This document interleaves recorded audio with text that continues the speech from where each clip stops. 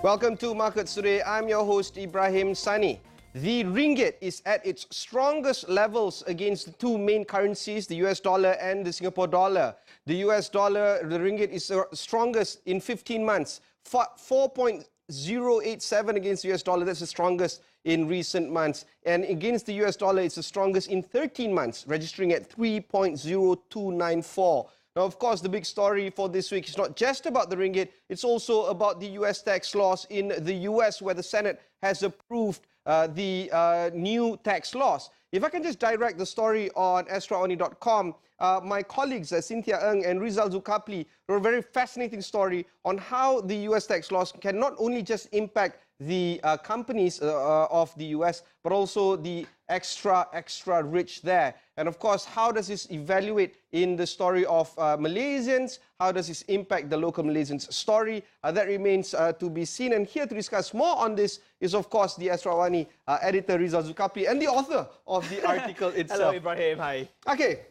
First off, what is the tax law about? And let's learn a little bit more about the approval process. It's a sweeping tax reform, meaning they will pay different rates compared to what they're paying right now, and it will benefit all taxpayers in America, including corporations and individual income taxpayers. At the same time, what we're seeing or what we're expecting is that everyone will get after-tax income or more after-tax incomes after the implementation or the passing of the bill.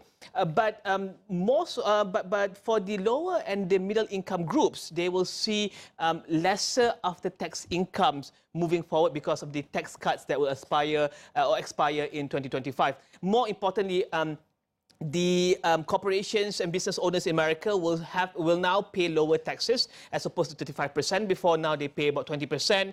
Yeah, and when this tax law was first approved, it was at a narrow margin, 51 versus 49. Versus 49. Yeah. That also means that some Republicans in the Senate are opposing these tax laws.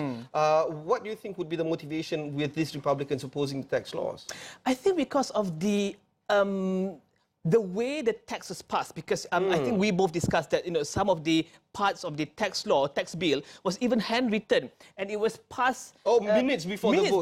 Minutes before the vote. So they were just adding things to make sure that it appeals to the broad swathe, so that people will actually vote it into becoming a bill or becoming a law.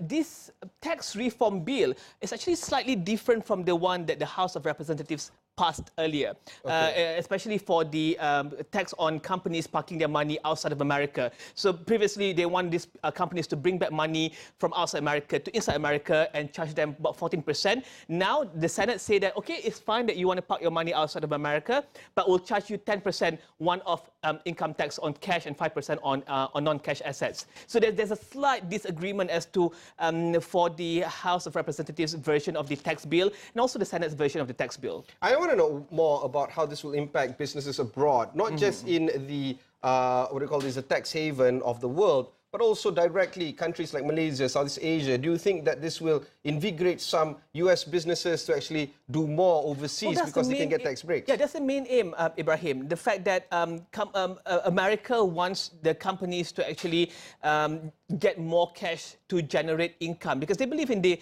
top-down, trickle-down economy.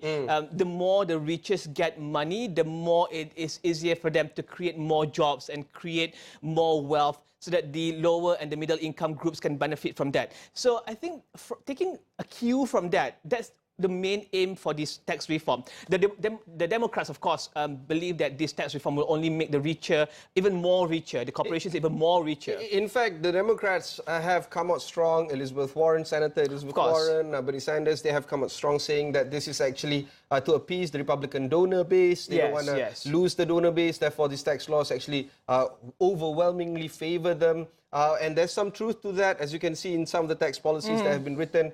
But at the end of the day, they do lose out in terms of the majority numbers. They don't have a majority in the Senate. How do you think this will shape the domestic US policy going forward, particularly in the near term that we face right now? This will be the first bill, if it's passed, this will be the first bill to be passed during the Donald Trump's presidency. And it will set a tone as to how they can move forward with the bill. On Wednesday, interestingly, President Trump is expected to declare Jerusalem as the capital for Israel. Okay. So for the local or domestic economic policy, we see the tax reform. For the foreign policy, we'll have to wait and see on Wednesday whether that will come to fruition.